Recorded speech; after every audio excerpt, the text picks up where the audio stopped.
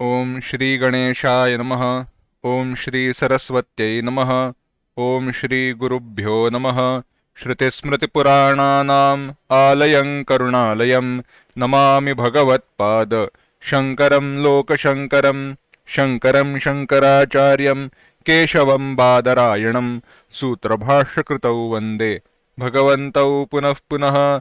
ईश्वरो गुरुरात्मेति मूर्तिभेदविभागिने व्योमवद्व्याप्तदेहाय दक्षिणामूर्तये नमः।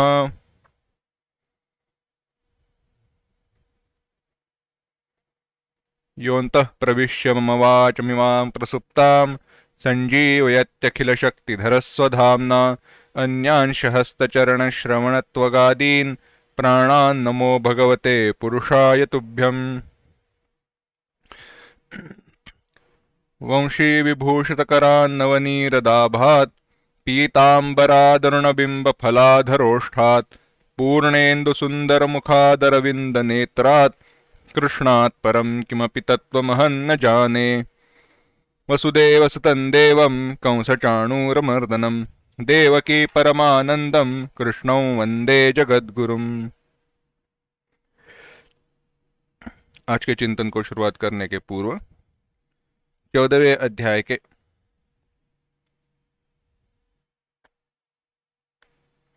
5वें श्लोक से 10वें श्लोक तक 6 श्लोक एक साथ पढ़ेंगे।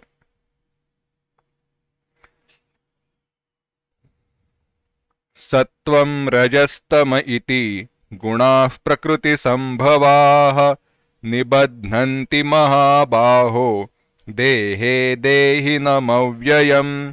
तत्र सत्वं निर्मलत्वात् प्रकाशकमनामयम् सुखसंगेन बध्नाति ज्ञानसंगेन चानघ। रजो रागात्मकं विद्धि तृष्णासंगसमुद्भवम् तन्निबध्नाति कौन्तेय कर्मसंगेन देहिनम्। तमस्त्वज्ञानजं विद्धि मोहनं सर्वदेहिनां प्रमादालस्य निद्राभिः तन्निबध्नाति भारत। सत्वं सुखे संजयति रजः कर्मणि भारत ज्ञानमावृत्य तु तमः प्रमादे संजयत्युत। रजस्तमश्चाभिभूय सत्वं भवति भारत रजः सत्वं तमश्चैव तमः सत्वं रजस्तथा। तो 3 गुणों का चिंतन उपदेश भगवान कर रहे हैं। भगवान यहाँ पे कहते हैं 3 गुणों से मनुष्य बद्धा हुआ रहता है। 3 गुणों से मनुष्य बद्धा हुआ रहता है। हर एक गुण का अपना अपना कार्य है, अपना अपना विशेष है, और किस प्रकार से वह मनुष्य को बांधते हैं वह बताया। सत्वगुण साधना के लिए अच्छा है। साधना में प्रगति करनी है तो हम कहते हैं सात्विक रहना चाहिए, सत्वगुण बढ़ा हुआ रहना चाहिए, हमें नित्य सत्वगुण में रहना चाहिए। निर्द्वंद्वो नित्य सत्वस्थो निर्योग क्षेम आत्मवान त्रैगुण्य विषया वेदाः निस्त्रैगुण्यो भवार्जुन निर्द्वंद्वो नित्य सत्वस्थः निर्योग क्षेम आत्मवान। अब वहां पे सत्व क्या है उसका विचार भिन्न है। 3 गुणों से भिन्न रहना चाहिए सत्व वगैरह, वह विचार यहाँ पे संलग्न नहीं है, संबंधित नहीं है। परंतु भगवान ने कहा है निस्त्रय गुण्यो भवार्जुन, 3 गुणों के परे जाओ। क्यों? क्योंकि चाहे कितने भी उपयुक्त क्यों न हो, 3 गुण बांधते हैं। कैसे? जैसे सत्वगुण बहुत उपकारी है। हर एक कोई स्थान में देखो, जब भगवान ने 3 गुणों की व्यवस्था की है तो किसी गुण को दोष देना, गुण को दोष दे नहीं सकते है ना। गुण है तो अच्छे है, परंतु अच्छे है इसलिए उनको पकड़ कर भी नहीं रख सकते। गुण यानी क्वालिटीज, कुछ अच्छा, अच्छे को बुरा कह सकते हैं? नहीं कह सकते। गुणों को बुरा नहीं कह सकते, परंतु तमोगुण नहीं चाहिए कहते हैं। अच्छा, अगर आपको तमोगुण नहीं चाहिए तो नींद कैसे आएगी, सो कैसे पाओगे? और अगर नींद नहीं आएगी तो शरीर को शांति विश्राम कैसे मिलेगा, पूरी शक्ति फिर से कैसे प्राप्त होगी? तमोगुण की आवश्यकता है, युक्त आवश्यकता है। रजोगुण, अगर खाने को हजम हजम करना है, पचाना है, खाना वगैरह खाना है, शरीर का पोषण करना है, कर्म करना है, तो रजोगुण चाहिए, परंतु उसकी अपनी मर्यादा होनी चाहिए। वैसे भी सत्व गुण की अपनी मर्यादा होनी चाहिए। उदाहरण हमने देखा है, नाव को नदी के उस पार जाने के लिए उपयोग किया जाता है। नाव से हम नदी के दूसरे तट पर पहुंच गए। अब नाव से प्यार करके, वही नाव मेरी इतनी प्रिय नाव है, इसने मुझे यहां तक ले आया, कितनी अच्छी है, मैं इसको कोई दुख नहीं पहुंचाना चाहता, मैं इसी के साथ रहूंगा, ऐसे कह के वहीं पे बैठ गए। काम हो ही नहीं सकता ना, बनती नहीं है बात। यानी उनका साधना में उपयोग करने के बाद उनकी उपयुक्तता पूरी हो जाने पर उन तीनों गुणों का त्याग करके आगे जाना चाहिए। यह उपदेश भगवान यहां पे देने चाहते हैं और हमें समझाना चाहते हैं। कभी कभी कुछ बातें जो अच्छी लगती है, सही लगती है, योग्य लगती है, परंतु वे वैसी होती नहीं है। कहीं पे वह बंधन कारक होती है, बांधने वाली होती है और हमें फंसाती है। इसीलिए साधना में सावधान रहना चाहिए। भगवान, बात सही है, आपने तीनों गुणों के लक्षण बताए। सत्वगुण ज्ञान और सुख से बांधता है, रजोगुण कर्म से बांधता है, तमोगुण प्रमाद और आलस्य इत्यादि से बांधता है। परंतु समझे कैसे? अरे बेटा, क्या समझना है? भगवान को पूछते हैं, हमें यह बताओ, मैं अभी कौन से गुण में हूं, मुझे कैसे पता चले? लक्षण का विचार करो। भगवान, क्या हमारी बात आप समझते नहीं है, हमारी दुविधा समझते नहीं है? भगवान, आपने सारे लक्षण बताए और उतना लक्षण समझकर अगर हम समझ पाते, आपके समझाने से, उतने समझाने से अगर हम समझ पाते, तो विद्वान अभी जीवन मुक्त नहीं होते। ऐसी बात है, भगवान बताते तो है सही, परंतु उन लक्षणों को हमें जैसे चाहिए उसका विचार हम जरूर करते हैं। कैसे? आसान सी बात है। भगवान ने क्या कहा? सुख सत्वगुण से बना हुआ है, सत्वगुण सुख से बांधता है, बात सही है। परंतु हम क्या कहते हैं? वह दूसरे के लिए है, मेरा सुख तो ऐसा सुख है जो सत्वगुण के परे है। हम मानने के लिए तैयार नहीं है।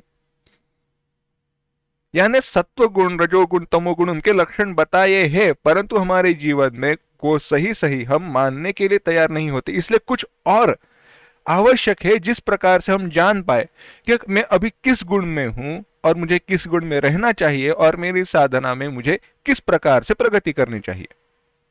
इसी विचार को भगवान बताते हैं, जिस समय जो गुण बढ़ा हुआ रहता है उस समय उसके क्या चिन्ह होते हैं, यह विचार करना चाहिए। तो भगवान वही का उसी का विचार विस्तार करते कहते हैं 11वें श्लोक में, सर्वद्वारेषु देहेऽस्मिन्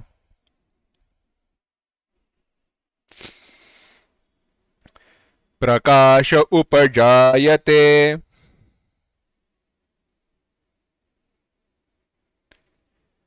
ज्ञानं यदा तदा विद्यात् विवृद्धं सत्वमित्युत।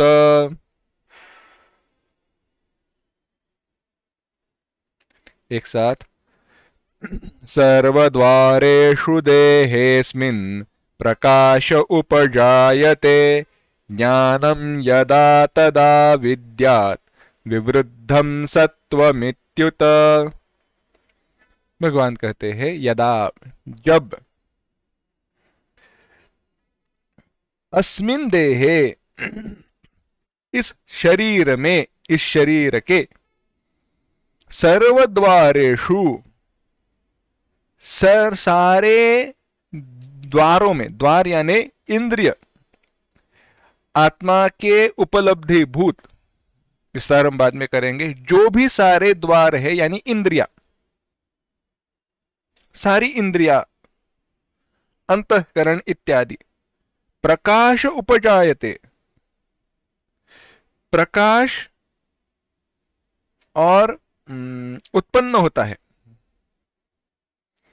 और आगे कहा ज्ञानम उपजायते, ज्ञान उत्पन्न होता है। ज्ञान यानी यहां पे ज्ञान नहीं, विवेक है, विवेक विज्ञान है, विवेक विज्ञान उत्पन्न होता है।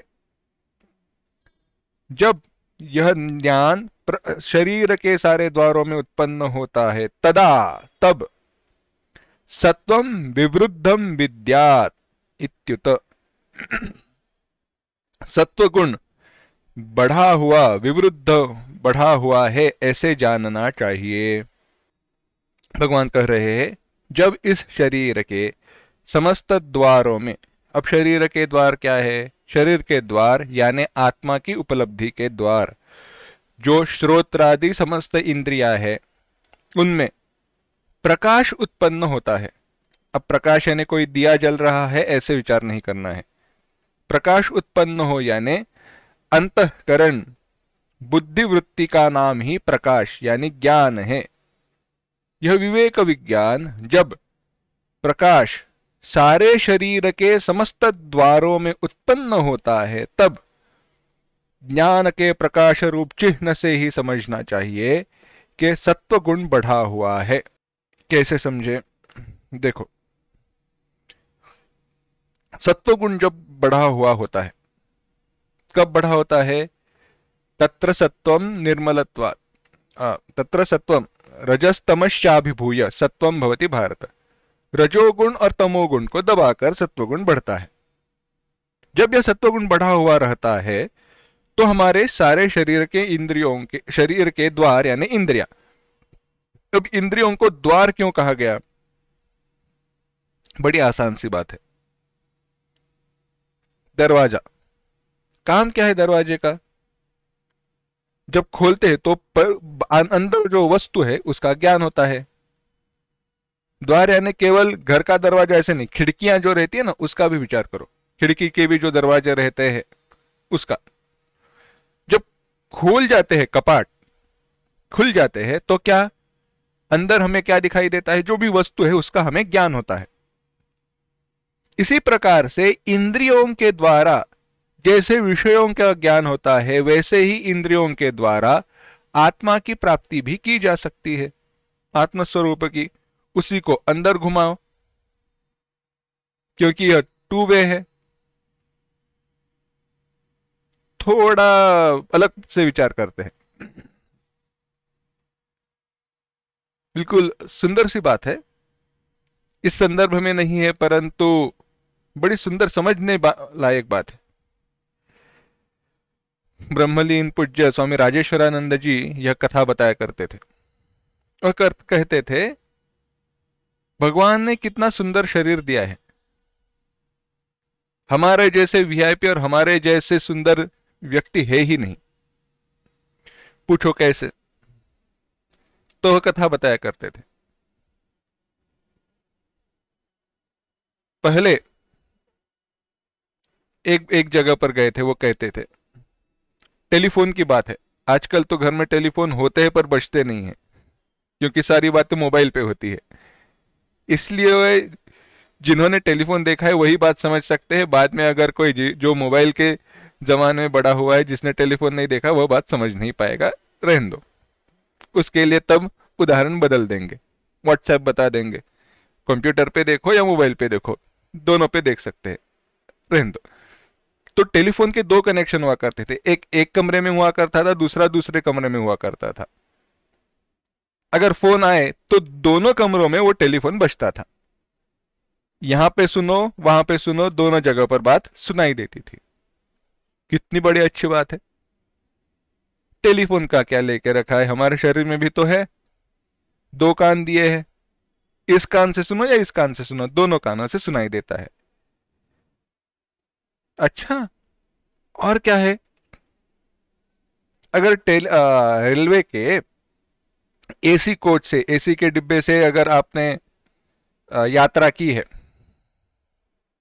तो आपने देखा होगा एसी के डिब्बे की जो कांच रहती है, खिड़की रहती है, उसकी जो कांच रहती है काले रंग की रहती है। और उसकी बात ऐसे रहती है, बाहर वाला व्यक्ति अंदर वाले को देख नहीं सकता, परंतु अंदर वाला व्यक्ति बाहर वाले को देख सकता है। कितनी बड़ी बात है। अरे ये क्या नई बात है। जब भी हम देखते हैं, हम इस शरीर में जो है वह अंदर वाला बाहर देख सकता है, परंतु बाहर वाला इस शरीर में है उसको देख नहीं सकता। ऐसी ये खिड़कियां हैं आंखें, बड़ी सुंदर है ना। और क्या है, वीआईपी रहते, समझो हमारे प्रधानमंत्री जी, लगता है लोगों को बड़ा आसान होता है रहेगा क्या यहां वहां घूमते, इतनी आसान बात नहीं है। भूख लगी है, खाना खाने गए, ऐसे होता नहीं है। खाना खाना है तो बताना पड़ता है, नहीं मुझे कुछ खाने के लिए लेकर आओ। लेकर आएंगे तो भी इतना इंस्पेक्शन होता है वह खाने का। हर जगह पर इंस्पेक्शन होगा, कहाँ से बनाया है, किसने बनाया है, कहाँ से लाया है, इसमें जहर वगैरह तो है नहीं ना, चख कर देखो कुछ होता नहीं है ना, कितना टेम्परेचर है, पानी उबाला हुआ है ना, कहाँ से निकल लिया है पानी। इतनी बातें देखनी पड़ती है। प्रधानमंत्री जी है, उनकी सेहत का ख्याल, कोई भी हो प्रधानमंत्री के स्थान पर जो भी बैठा हो, ख्याल रखना चाहिए। खाने में से कुछ न जाए, खाना लेकर जाने वाले से कुछ न जाए। परंतु हम भी तो उतने बड़े वीआईपी है, क्या बात कर रहे हो। सत्वगुण के बारे में चल रहा है, परंतु आएंगे उसकी तरफ। अपने बारे में अगर हमें बुरा लगे तो यह बात को केवल याद करना। अच्छा, इतने बड़े वीआईपी हमें। हाँ, आसान सी बात है, दाल चावल। परंतु दाल चावल काफी नहीं है, केवल एक दाल रखी और चावल रख दिए, क्या अच्छा लगता है। अच्छा लगे ना लगे हम खाते हैं, परंतु मजा नहीं आता। परंतु दाल के ऊपर तड़का डाला हो, ऊपर से, दाल में तड़का है परंतु ऊपर से तो तेल ऊपर दिखाई दे रहा है, उसमें धनिया है, पत्ता धनिया है, साथ में जो थाली है उसमें नींबू रखा हुआ है, अचार है, पापड़ है। अय हाय हाय, देखने पर मन खुश हो जाता है। आंखों से इंस्पेक्शन हुआ, सही दिख रहा है ना नहीं। आगे चलकर,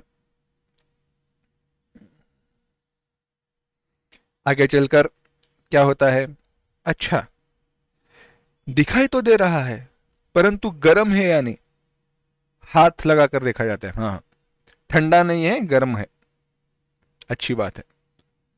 फिर हाँ, सूंघ कर देखा जाता है। आए,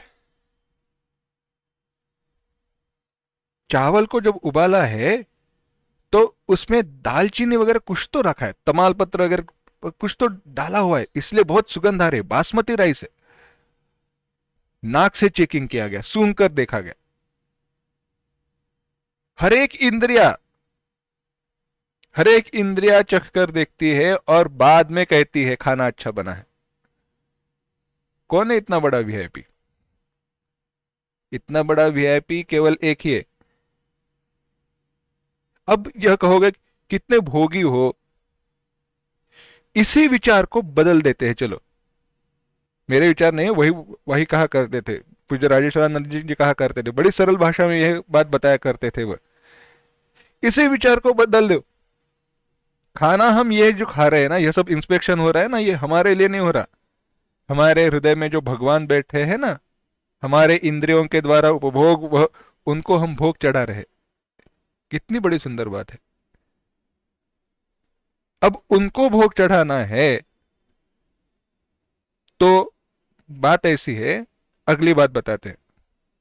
विचार आएगा उनको भोग चढ़ाने के लिए तुम्हें तुम्हारा पसंद का खाना खा रहे, वैसे समझना है तो तुम वैसे समझो, परंतु मेरे पसंद का मैं अगर खा रहा हूं, क्योंकि मेरी पसंद को मैंने मेरे हृदय में जो भगवान है उनके ऊपर अध्यारोपित किया है। परंतु यह बात भी मुझे ध्यान में रखनी चाहिए कि इस खाने को मुझे ज्यादा भी नहीं खाना चाहिए। क्यों? क्योंकि अगर मैं बीमार हो जाऊं तो उनको भोग कौन लगाएगा? यानी मुझे भी खाना ऐसी मर्यादा में खाना है कि वह भोग हर दिन हर समय जब भी मैं खाना खाऊं भगवान को चढ़ाया जाए। इसीलिए हम कहते हैं, हम प्रार्थना करते मराठी में है वदनी कवळ घेता, उसमें कहते हैं जाणीजे यज्ञ कर्म, यह यज्ञ कर्म है, यह भगवान की पूजा है, पूजा भगवान की पूजा समझकर इस खाने को खाना चाहिए। विचार हमने शुरू कहां से किया था? सत्वगुण द्वार, यह ऐसे उपलब्धि के द्वार है, इन द्वारों के द्वारा आत्मा को जाना जाता है, इसीलिए इंद्रियों को द्वार कहा गया। इन द्वारों में जब ज्ञानम उपजायते, ज्ञान उत्पन्न होता है, बुद्धि उत्पन्न होती है, यानी क्या? हम सोए हुए नहीं हैं, जागृत अवस्था में है, सारी इंद्रियां अच्छे तरीके से अच्छे प्रकार से काम कर रही है। कैसे समझे? अगर मैं कहूं एक बीच में एक वीडियो शेयर हुआ था, क्या कहा था उसमें? एक ये था, मतलब एक्सपेरिमेंट जैसे था। क्या था? कुछ रंग थे या कुछ वस्तुएं थी जो स्क्रीन पे घुमा करती थी, एक यहां से जाएगी वहां से जाएगी, ऐसे 7-8 वस्तुएं कुछ थी। और कहा गया वस्तुएं कहां से कौन सी जा रही है उसको गिनो, उसको देखो, यह गिनना है। और अंत में कहा यह सारी वस्तुओं को आपने गिना, परंतु एक खरगोश या कोई बिल्ली यहां से गई, क्या उसको देखा?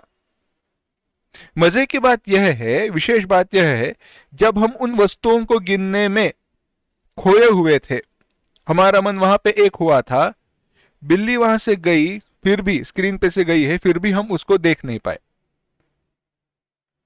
यानी क्या हुआ? एक जगह पर जब हमारा ध्यान है तब दूसरी जगह पर नहीं है।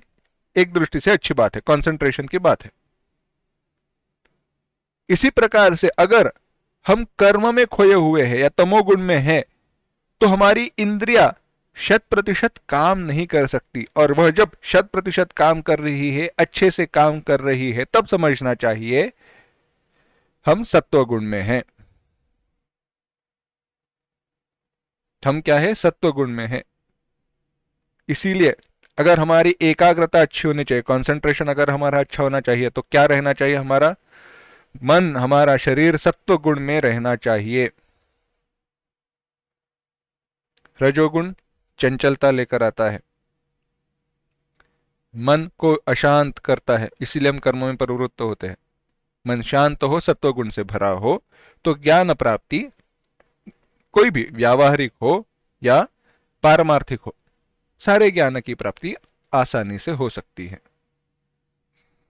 इस प्रकार से ज्ञान के प्रकाश रूप चिन्ह से, ज्ञान के प्रकाश रूप चिन्ह से बुद्धिवृत्ति, आंखों से मैं देख रहा हूं, सुन रहा हूं, मेरा ध्यान एक हुआ है, ऐसे जब समझो तो बात समझनी चाहिए मैं सत्वगुण में हूं, सत्वगुण बढ़ा हुआ है।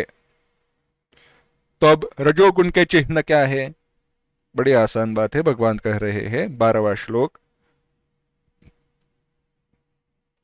लोभ प्रवृत्तिरारंभ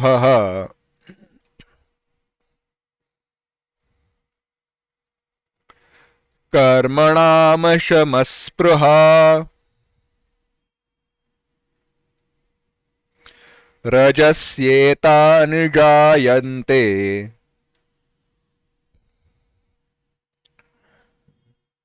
विवृद्धे भरतर्षभ।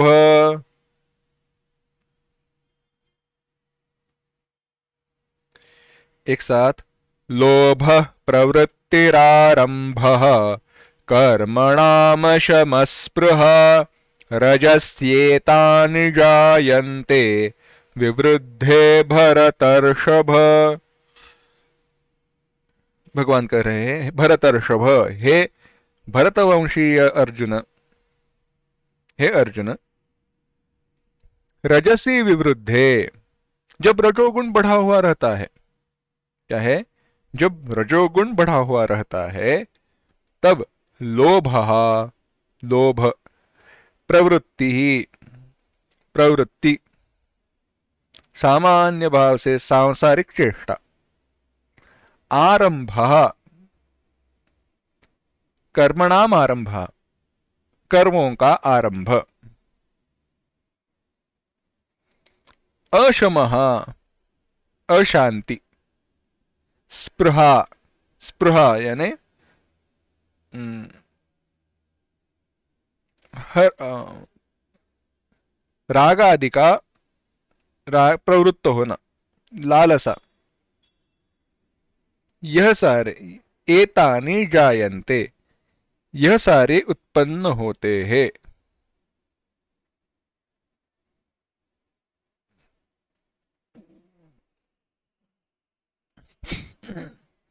हे भरतवंशीय श्रेष्ठ अर्जुन, जब रजोगुण बढ़ता है तो क्या क्या प्राप्त होते, क्या क्या दिखाई देता है, लोभ,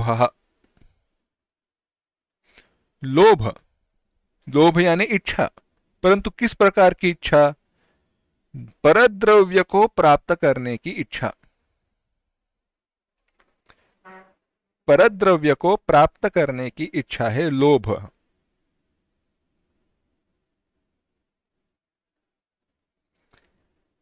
चाहे वो सही मार्ग से हो या गलत मार्ग से हो, यह लोभ का विचार है। प्रवृत्ति, सांसारिक चेष्टाओं में प्रवृत्ति, सामान्य भाव से सांसारिक जो चेष्टा है उसको कहा प्रवृत्ति, और बाकी यज्ञ याग आदि का जो कर्म है उनके लिए कहा कर्मणाम आरंभ, कर्मों का आरंभ। अशांति, मन का स्थिर न रहना, उपरमता का अभाव, शांति से बैठ ही नहीं पाते। स्पृहा, लालसा, सामान्य भाव से समस्त वस्तुओं में जो तृष्णा है उसको कहा स्पृहा, यह चाहिए वो चाहिए, अरे कितना सुंदर है, उपयोग है नहीं, शायद बाद में कुछ काम आए, ले लेते हैं। यह सब कुछ जो है ना, यह रजोगुण का प्रभाव है, रजोगुण के कारण यह होता है, बाकी कुछ नहीं।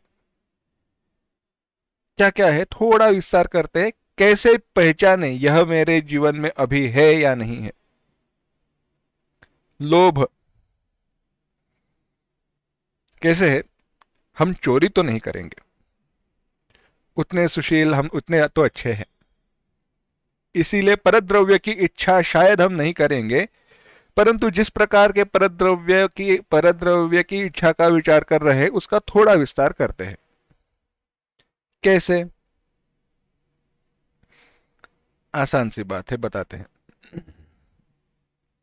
आपके पास गाड़ी है, हाँ है, कौन सी है, मर्सिडीज, कौन सी, मर्सिडीज बेंज, अरे कौन सी, वो नहीं बताएंगे, क्यों, 1 करोड़ की है, अच्छा ठीक है समझ गए, यानी छोटी छोटी वाली नहीं है, बड़ी वाली मर्सिडीज है, अच्छा, तो दिखाई नहीं दे रही, नहीं बेच रहे, क्यों, पड़ोसी ने बीएमडब्ल्यू ली है ना इसलिए,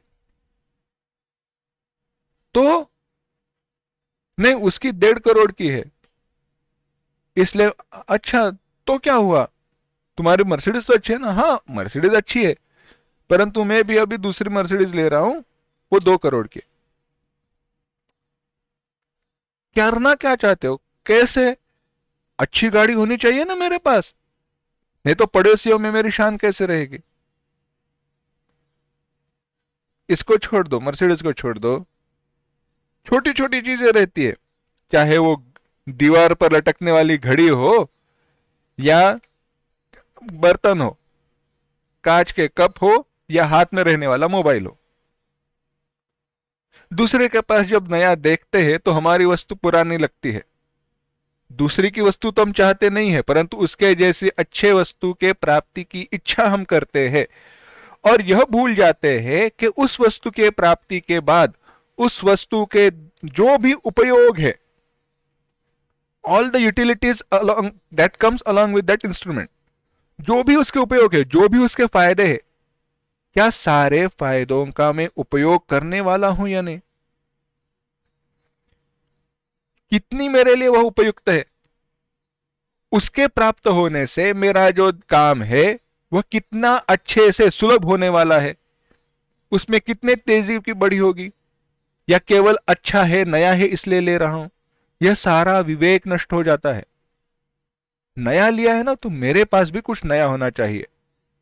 अब कितना हुआ, 6 8 10 एक साल हो गया तो पुराना हो गया, क्योंकि आजकल नए नए अपडेट हर 2 महीने में आते हैं। मोबाइल स्लो हो गया। कितना स्लो हुआ, काम चलता है परंतु स्लो हुआ है और फास्ट चाहिए। लोभ की प्रक्रिया है, यह रजोगुण का परिणाम है। विवेक नष्ट हुआ, इसीलिए वस्तु की उपयुक्तता और वस्तु की आवश्यकता यह हम जान नहीं पाए। यही विचार है। कैसे है, एक बड़ा सुंदर वाक्य कहा एक व्यक्ति ने। उसने कहा, मैं तात्पर्य बताता हूं, हमें नेसेसिटी और लग्जरी इसमें भेद करना चाहिए। नेसेसिटी यानी जरूरत, और लग्जरी यानी सुखता। क्या वह वस्तु जरूरी है, या वह वस्तु केवल हमारी भोग की वस्तु होने वाली है, सुख देने वाली वस्तु होने वाली है, उसकी आवश्यकता है नहीं, यह विचार हमें करना चाहिए।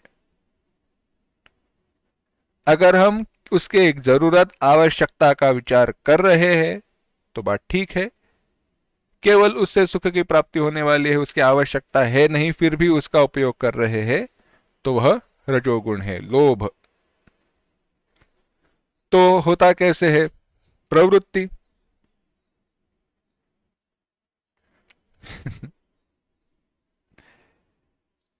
बड़ा सुंदर विचार है प्रवृत्ति का भी। हुआ ऐसे, थोड़ा हम साधना के दृष्टि से प्रवृत्ति का विचार करते हैं। एक व्यक्ति था,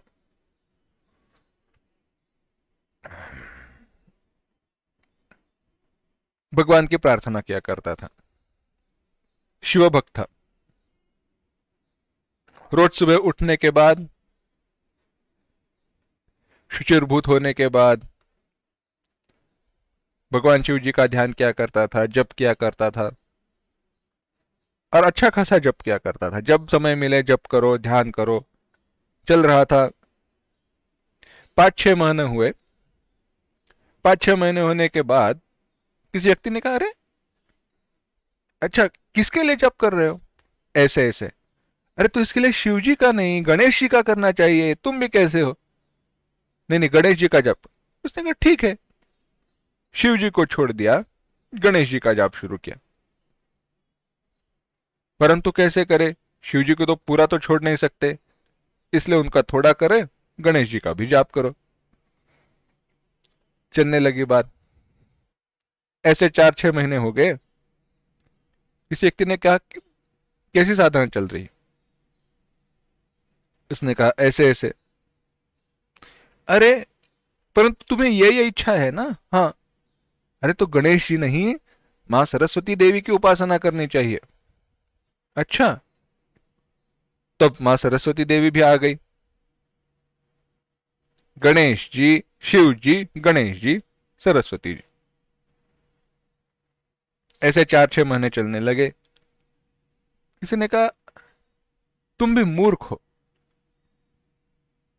मां सरस्वती को यहां पे बीच में क्यों लेकर आए, पूरे फैमिली की उपासना करनी चाहिए। क्या कह रहे हो, अरे शिव जी की उपासना कर रहे हो, गणेश जी की उपासना कर रहे हो। पार्वती गुस्सा हो गई और उसने सरस्वती जी को बताया इसके पास मत जाओ। धन्य है इनकी। चल सकता है। कहने का बात तात्पर्य यह है, देखो ऐसे भगवान, कोई भगवान दूसरे को बताते नहीं है, कभी बताते नहीं यहां पे मत जाओ यहां पे जाओ। ये हमारे मन के खेल है। अगर किसी को बुरा लगे तो माफ करना, परंतु यह बात सत्य है। भक्ति की भावना में ऐसे अविवेकपूर्ण विचार मत करना। कोई भगवान निष्ठुर नहीं है, भगवान कृपालु है, सारी देवताएं कृपालु है। गलती हमारी रहती है। वह दरवाजे की घंटी बजाने के बाद हम दरवाजा खोलते नहीं है तो उनकी उनकी क्या गलती है, वह क्यों गुस्सा करे। हमने ही गलत कर्म किया है तो उसका फल हमें मिलेगा ही ना। रहने दो, बात आते हैं प्रवृत्ति की तरफ। तो हुआ क्या है, एक एक साधना को पकड़ कर नहीं रखे, किसी ने बताई ऐसे है वैसे है, ये करो तो अच्छा है वैसे करो तो अच्छा है। हर साधना में फंसे हुए हैं, प्रवृत्ति गलत जगह पर हो रही है। साधना में गलती ऐसी होती है, एक साधन नहीं तो कैसे आगे पहुंचेंगे। हमारे गुरुजी उदाहरण बताया करते, कथा बताते हैं। कहते हैं एक व्यक्ति थे, पूना जाने के लिए निकले। कहां पे जाना है, पूना में। पास में कितना समय लगता है, अपनी गाड़ी से जाओ तो 3-3.5 घंटा। सुबह बहुत सुबह निकले तो 5-6 बजे निकले तो बस से जाए तो 4 घंटा। और कितना समय लगेगा। उन्होंने फोन करके कहा मैं कल सुबह निकल रहा हूं, आ जाऊंगा, कितने बजे आओगे। ऐसे देखो 5:30 बजे की पहली गाड़ी है, बस है, यहां से निकलती है। तो 5:30 बजे की है पहली, तो 4 घंटा पकड़ कर चलो तो 9:30-10 बजे तक पहुंच जाऊंगा। तो दूसरे व्यक्ति ने कहा अच्छा ऐसी बात है तो एक काम करना, मैं रुक जाता हूं, ब्रेकफास्ट मेरे साथ ही करना, नाश्ते के लिए आ जाना। पहले व्यक्ति ने कहा ठीक है। दूसरा व्यक्ति देख रहा था कब अब आएंगे, बाद में आएंगे। 9:30 के 10 हुए, 10:30 हुए, उसको भी भूख लगी, परंतु यह व्यक्ति का कोई पता ही नहीं है। फोन करके देखा तो मोबाइल घर पे भूल गए हैं। अब क्या करें, कैसे पता चले। 11 बज गए। मित्र ने विचार किया चलो इतना रुके और थोड़ा रुकते, अभी क्या ब्रेकफास्ट करना, आएंगे तो साथ में ही भोजन कर लेंगे। 12 बज गए, 12:30 हुए, अभी तक आए नहीं। फिर मित्र ने थोड़ा खाना खा लिया, सोचा जब आएंगे तब उनके साथ बैठकर भोजन ही कर लेंगे। करते करते करते शाम हो गई और शाम को 5-5:30 बजे वह पहुंच गए। निकले कब है, सुबह 5:30 बजे, पहुंचे कब, शाम के 5:30 बजे।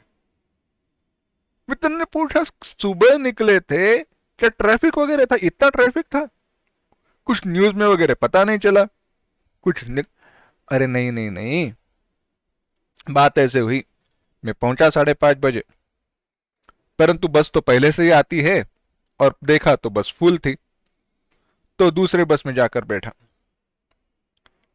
बस में बैठा, 15-20 मिनट में निकलने वाली थी, परंतु वो एसी नहीं थी, डायरेक्ट थी पर एसी नहीं थी। तो क्या करें, देखा तो 6-6:15 बजे की एसी बस लगी हुई थी, तो वहां पे गए, बैठे थे।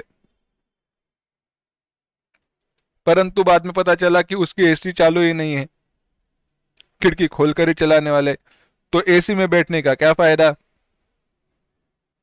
सोचा अभी रुके हैं और 10-15 मिनट में दूसरी एसी आने वाली है, उसमें बैठ जाएंगे।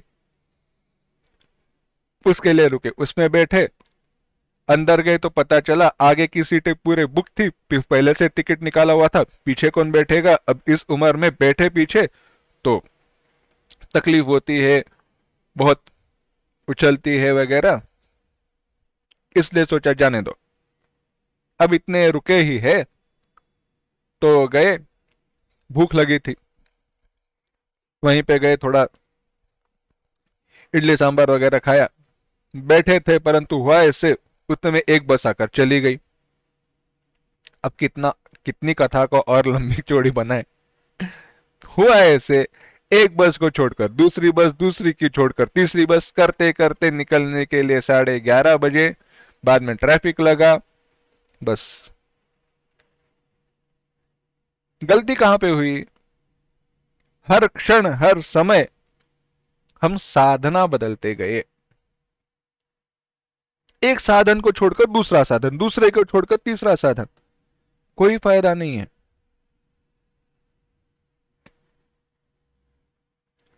एक साधन का हमने उपयोग किया है ना, जब तक उस साधन की सिद्धता जब तक होती नहीं, तब उस साधन को पकड़ कर रखो, चलते रहो।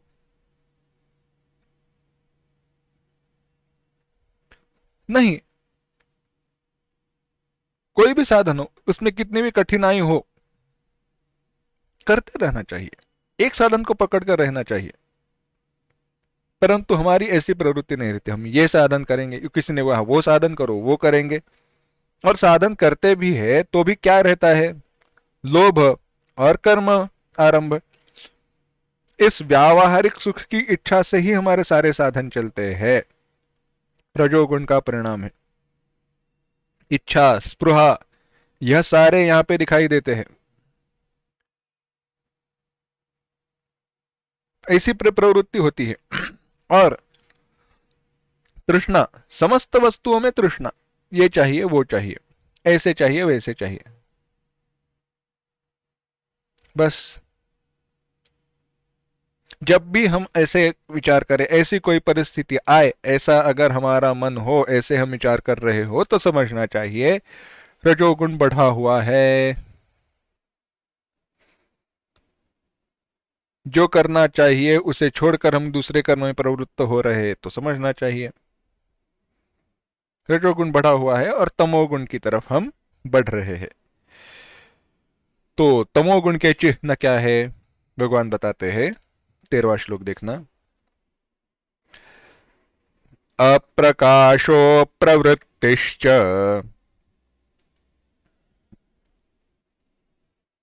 प्रमादो मोह एव च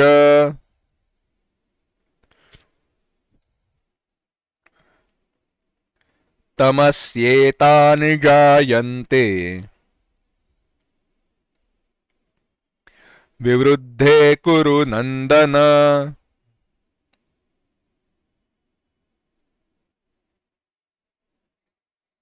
एक साथ, अप्रकाशो प्रवृत्तिश्च मोह एव च पांडव तमस्येतानि जायन्ते विवृद्धे कुरु नंदन। भगवान कह रहे हैं, हे कुरुनंदन, हे कुरुकुल में उत्पन्न हुए अर्जुन, तमसी, तमोगुण जब बढ़ता है, तमसी विवृद्धे, जब तमोगुण बढ़ता है तब अप्रकाश, अप्रकाश यानी अत्यंत अविवेक, सत्वगुण में कहा था प्रकाश हो यानी विवेक, अप्रकाश अविवेक, अप्रवृत्तिश्च, अप्रवृत्ति, कोई प्रवृत्ति का न होना, प्रवृत्ति का अभाव, मोह, मोह, प्रमाद, प्रमाद, मोह को विस्तार तो करेंगे ही, अविवेक रूप मूढ़ता, ऐसे समझो, अविवेक रूप मूढ़ता, तो ऐसे है, यह सारे तमोगुण के उत्पन्न होने पर, तमोगुण रहने पर उत्पन्न होते हैं। क्या क्या उत्पन्न होते हैं तमोगुण में रहने पर? कहते हैं, हे कुरुनंदन सुनो, अप्रकाश यानी अत्यंत अविवेक तमोगुण का परिणाम है। योग्य क्या है, अयोग्य क्या है, इसका विवेक न रहना, यह बात न समझना। सही क्या है, गलत क्या है, यह न रहना। सही को गलत समझना, गलत को सही समझना, अत्यंत अविवेक है।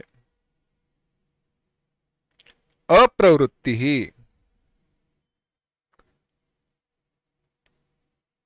कार्य करने की इच्छा न होना, कोई भी कर्म करने की इच्छा न होना अप्रवृत्ति है। कर्म तो करना चाहिए परंतु इच्छा ही नहीं, तमोगुण का परिणाम है। मोह, अब अप्रवृत्ति के कारण क्या होता है? अप्रवृत्ति के कारण प्रमाद, गलती, वह होता है। और मोह,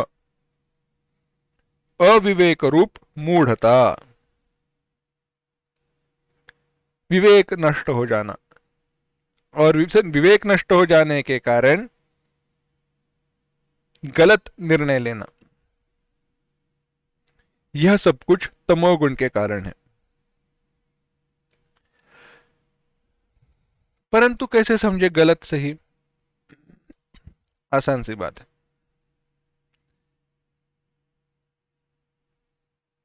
जो सही है वह सही है, जो गलत है वह गलत है। यह कैसा उत्तर हुआ? और क्या कहे?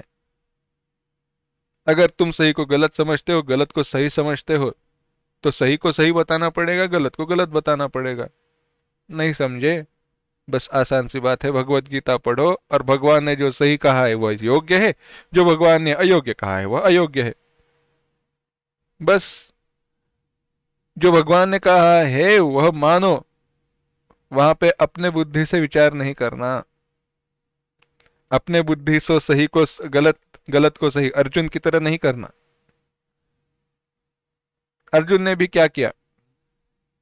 युद्ध करना योग्य है, आतताई नो हंतव्य, यह सारे कौरव आतताई है।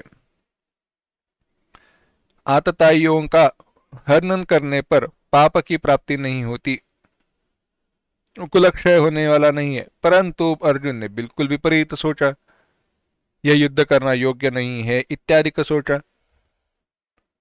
धर्म को अधर्म समझने लगा और अधर्म को वह धर्म समझने लगा। यही अविवेक पूर्ण मूढ़ता है, मोह है। हुआ कैसे देखिए, कैसे है ये उदाहरण? अर्जुन के बारे में कहना आसान है, हमारे बारे में कहे तो हम मानेंगे नहीं। अर्जुन के बारे में सुनते, बाद में हमारे बारे में देख लेंगे। कहते हैं कैसे तमोगुण से वह आवृत्त हुआ था। अविवेक, पहला तो अविवेक हुआ, ये मेरे है। शत्रु आया है मुझे मारने के लिए, यह जानता है। शत्रु युद्ध के लिए आया है, शत्रुता उन्होंने स्वीकार की है, शत्रुता का स्वीकार, उन्होंने कहा है तुम हमारे शत्रु हो, हम तुम्हें कुछ नहीं देंगे, यह जानता है। यानी शत्रुओं का विनाश करना चाहिए, अपने राज्य को प्राप्त करना चाहिए, इस विचार से ही अर्जुन युद्ध के लिए आया है, तैयार होकर आया है, संपूर्ण सारे अशस्त्र अस्त्र इत्यादि को लेकर आया है। सारथी स्वयं भगवान है, परंतु कहता क्या है? ये मेरे है, इनके साथ में युद्ध कैसे करूं? अविवेक, अत्यंत अविवेक। अविवेक के कारण उसने क्या कहा? भगवान मैं युद्ध नहीं करूंगा। अर्जुन क्या कर रहे हो? भगवान मुझे युद्ध करना नहीं है, बाकी तुम्हें जो बताना है वो बताओ, परंतु मैं युद्ध नहीं करूंगा। प्रवृत्ति का अभाव। परंतु अर्जुन तुम युद्ध के लिए आए हो ना, तो युद्ध तुम्हें करना पड़ेगा। क्यों नहीं करना चाहते हो बताओ? भगवान, किसी जीव को मारना सही बात नहीं है, अधर्म है, पाप है, और यह युद्ध का परिणाम कोई अच्छा होने वाला नहीं है। जैसे हमारे यहाँ के लोग मरेंगे, वहां के लोग मरेंगे, उनकी स्त्रियां विधवा हो जाएगी, अधर्म बढ़ेगा, तो सारे अधर्म का कारण मैं हो जाऊंगा, क्योंकि मैं युद्ध करने की इच्छा कर रहा हूं। अगर मैं अधर्म का कारण हो जाऊंगा तो कितना पाप बढ़ेगा, कितनी गलत बात होगी। इससे अच्छा है जो मैं सहन करना चाहिए, जो भी मेरा प्राक्तन है, जो भी मेरा प्रारब्ध है, वह दुख मुझे भुगतने दो। मैं सन्यासी के रूप में भटकते रहूंगा, परंतु यह इनको सुरक्षित रहने दो। कितने सारे लोगों की जानें बच जाएंगी। परंतु अर्जुन, तुम अधर्म को धर्म समझ रहे हो, धर्म को अधर्म समझ रहे हो। नहीं भगवान, पता है अर्जुन तुम यही कहोगे, क्योंकि अभी तुम अविवेक के कारण सही क्या गलत क्या इसका विवेक नहीं कर पा रहे हो। प्रमाद और मोह, इसी प्रकार से हमारे जीवन में कई निर्णय हम लेते हैं, भावना प्रधान होकर लेते हैं। कभी कभी भावना, इमोशंस अच्छे रहते हैं, भावनाएं होनी चाहिए, परंतु बुद्धि का उसको अधिष्ठान होना चाहिए। कुछ बातें बताते हैं, इससे ही संलग्न है, साक्षात संलग्न नहीं है, परंतु बातें बताते हैं। कोई वस्तु के प्राप्ति की इच्छा हो, देखो दे प्रैक्टिकल टिप्स। कोई वस्तु के प्राप्ति की इच्छा हो तो ऐसे विचार कीजिए वह वस्तु प्राप्त हो गई है। क्यों? क्योंकि उस वस्तु के प्राप्ति की बाद, कोई भी वस्तु हो, उस वस्तु के प्राप्ति के बाद अगर उस वस्तु का मूल्य, हमारे मन में जो उस वस्तु का मूल्य है वह अगर कम होता है तो वह वस्तु हमारे लिए आवश्यक नहीं है। It's not an the most important thing in my life. किसी वस्तु के प्राप्ति के बाद अगर उसका मूल्य कम हो रहा है तो, अगर वह वस्तु का मूल्य कम होता है तो वह वस्तु मेरे लिए आवश्यक नहीं है। वह मेरे लिए क्या होती है? एक तो इन्वेस्टमेंट बन जाती है या तो लग्जरी बन जाती है। बस इन्वेस्टमेंट हो तो उसका मूल्य कम नहीं होगा। हाँ, थोड़ा दुख लगेगा कि नहीं कुछ दूसरे जगह पर मैं इन्वेस्ट कर पाया था वगैरह, उस बात को हम बाद में भूल जाएंगे, परंतु ठीक है, अर्ली इन्वेस्टमेंट समझो, उसका उतना दुख नहीं होता। परंतु यह एक बात है। और दूसरी बात, धन के दृष्टि से या समय के दृष्टि से आसानी से नहीं मिलता। धन हो या समय हो, आसानी से नहीं मिलता। इसीलिए जब उसको खर्चा करो तो सोच कर करना चाहिए, भावना प्रधान होकर नहीं करना चाहिए।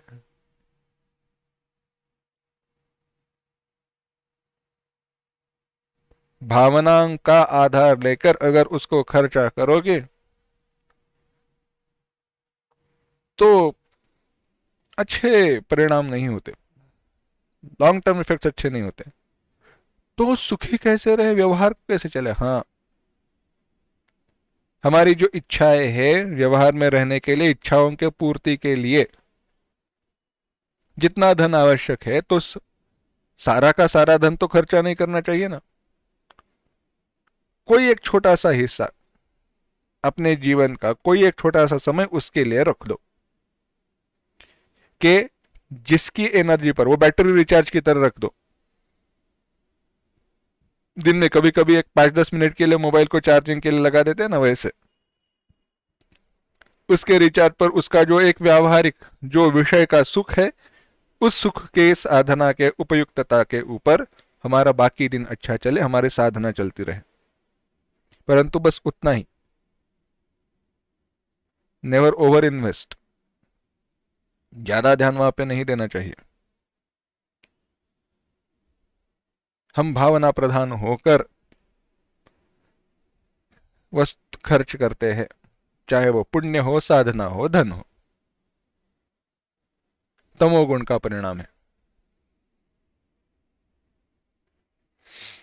ऐसे है अविवेक।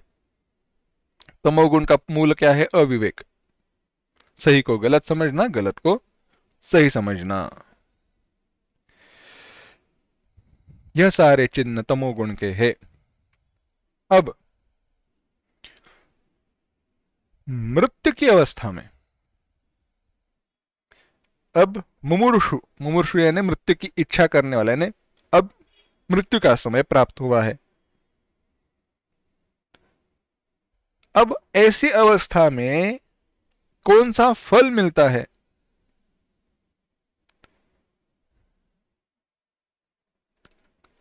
वह सब भी आसक्ति और राग से होने वाले गुणजन्य ही होता है। कहना क्या चाहते हो? यह सारे बढ़े हुए गुणों का फल क्या है, इसकी बात भगवान कर रहे हैं।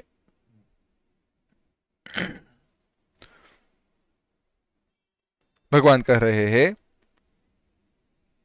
14वां श्लोक देखना। यदा सत्वे प्रवृद्धे तु प्रलयं याति देहभृत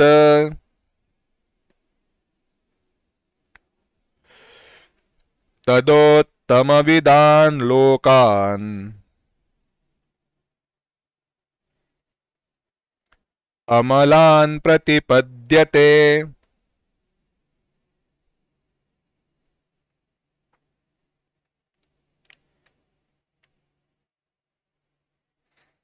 एक साथ।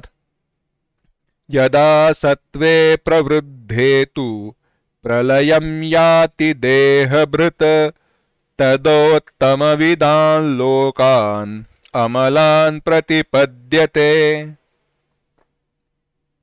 भगवान कह रहे हैं, यदा सत्वे प्रवृद्धे, जब सत्वगुण प्रवृद्ध बढ़ा हुआ रहता है, तदा, तब, देहभृत प्रलयम याति, देहभूत देहधारी मृत्यु को प्राप्त होता है। सत्वगुण में रहता हुआ सा जब यह मृत्यु को प्राप्त होता है, तदा, तब, उत्तम विदान लोकान, उत्तमवित, जो उत्तम वेत्ते है, यानी ऋषि मुनि गण है, साधु जन है, उनके योग्य, उनके लिए प्राप्त होने वाला, उनको प्राप्त होने वाला जो लोक यानी अच्छे लोक है। कैसे? अमलान, मल रहित, ऐसे जो लोक है, उन लोकों को यह प्राप्त होता है। जो मृत्यु के समय सत्वगुण में रहता है, वह व्यक्ति उत्तम लोकों को, मल रहित ऐसे जो लोक है, उनको प्राप्त होता है। आगे कहा 15वां श्लोक। रजसी प्रलयं गत्वा कर्मसंगिषु जायते तथा प्रलीनस्तमसि मूढ़योनिषु जायते।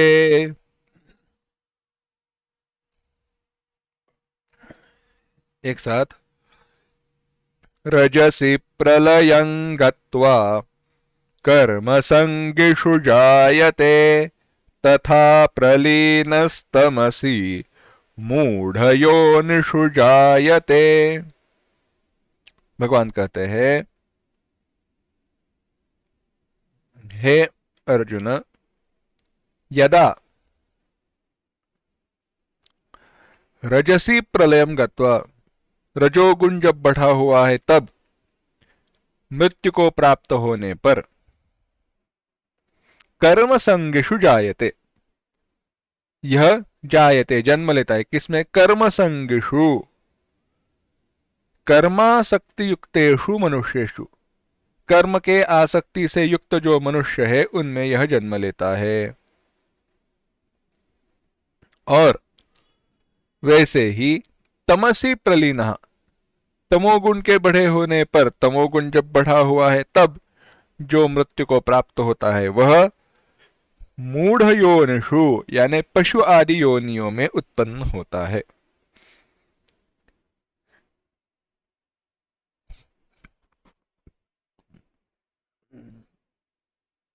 कहते हैं जब दो बातें, दोनों श्लोकों का एक साथ विचार करते हैं। 14वां 15वां, सत्वगुण रजोगुण तमोगुण जिस गुण में रहते हुए मृत्यु को प्राप्त हुआ। अब कौन से गुण में रहे और मृत्यु को प्राप्त हो? जीवन भर जैसे हमारी साधना हुई है उसके अनुसार वह होगा। अच्छा, मरते समय सत्वगुण में रहना चाहिए ना, कोई बात नहीं, याद रखूंगा, ध्यान में रखूंगा। चलता नहीं है, ऐसे होता नहीं है। अच्छा, कैसे कहो? हर कोई अजामिल नहीं रहता। वैसे कथा बताते हैं तो बात ध्यान में आएगी। एक व्यक्ति थे, उन्होंने कहा अच्छा, मरते समय भगवान का नाम ले तो क्षीरसागर भगवान के पास जाने का अवसर मिलता है, भगवान के लोक को हम चले जाते हैं। अच्छा, बहुत अच्छी बात है। उन्होंने क्या किया, अपने सारे बच्चों के नाम भगवान के रख दिए। गोविंद, विष्णु, मनोहर, लक्ष्मी, पार्वती, दुर्गा। अब हुआ ऐसे, मृत्यु का समय प्राप्त हुआ, क्या करें?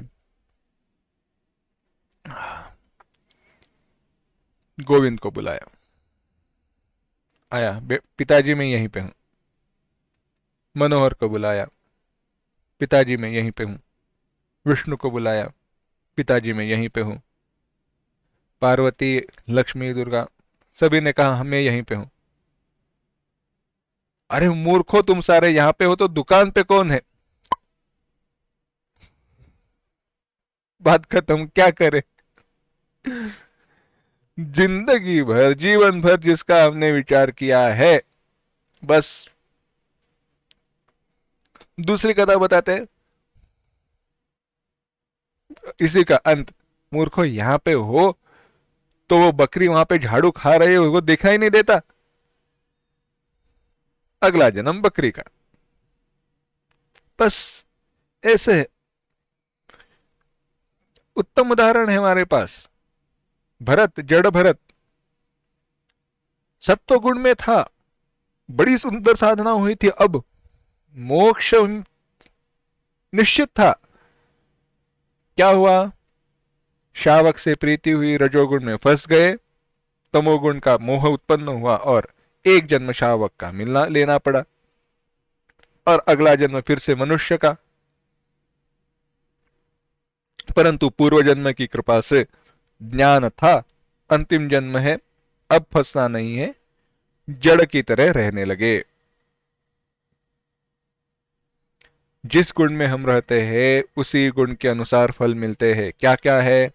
सत्व गुण रहेगा तो उत्तम लोकों में जाओगे, पुण्य लोक जो है उसमें प्राप्त हो जाओगे, वहां पे पुण्य जब तक है तब तक सुख का उपभोग करके फिर से पृथ्वी पर आओगे, परंतु अच्छे कुल में आपका जन्म होगा। सत्वगुण में थे। अमल लोक, अच्छे जो है, महत्त्व यहां पे कहा गया है, महत्त्व यानी हिरण्यगर्भ इत्यादि का जो जो उपासना करते हैं वह, ऐसे लोक में जाओगे। आगे कहा रजोगुण, कर्म संगेषु जायते, फिर से मनुष्य जन्म में आना पड़ेगा, क्योंकि कर्म तो यहीं पे होते हैं। कर्म करने की जितनी प्रवृत्ति है, तो ऐसे ही लोगों के साथ ऐसे ही कुल में जन्म होगा। तमोगुण प्रधान, तमोगुण में अगर आपकी मृत्यु हुई तो पशुआदि योनियों में जाओगे और उसका फल आपको भुगतना पड़ेगा। अब यह जो श्लोक कह रहे हैं, इसी का सार भगवान 16वें श्लोक में बताते हैं। कहते हैं, कर्मणः सुकृतस्याहुः सात्विकं निर्मलं फलम् रजसस्तु फलं दुःखम्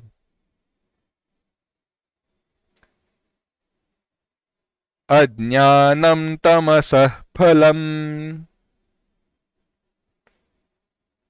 कहते हैं एक साथ, कर्मणः सुकृतस्याहुः सात्विकं निर्मलं फलम् रजसस्तु फलं दुःखम् अज्ञानं तमसः फलम्।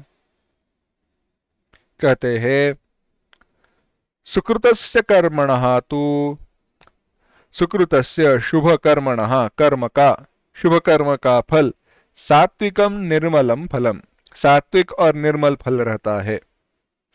रजसः फलम दुखम, रजोगुण का फल दुख कहा गया है। तमसः फलम अज्ञानम, तमोगुण का फल अज्ञान कहा है। श्रेष्ठ पुरुषों ने शुभ कर्म का, सात्विक कर्म का फल सात्विक और निर्मल बताया, रजोगुण का फल दुख बताया, और तमोगुण का, अधर्म का, पाप का फल अज्ञान बताया है। कैसे है? पहले हमने विचार किया है, उस शब्दों में विचार करते हैं।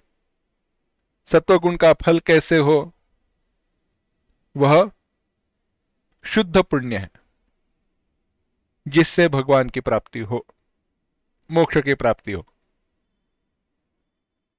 अच्छा फल। रजोगुण का फल कैसे है? पुण्यात्मक पाप है, मिलता तो पुण्य है, परंतु अंततो गत्वा दुख की प्राप्ति होती है, भगवत प्राप्ति नहीं होती। और तमोगुण का फल पापात्मक पाप है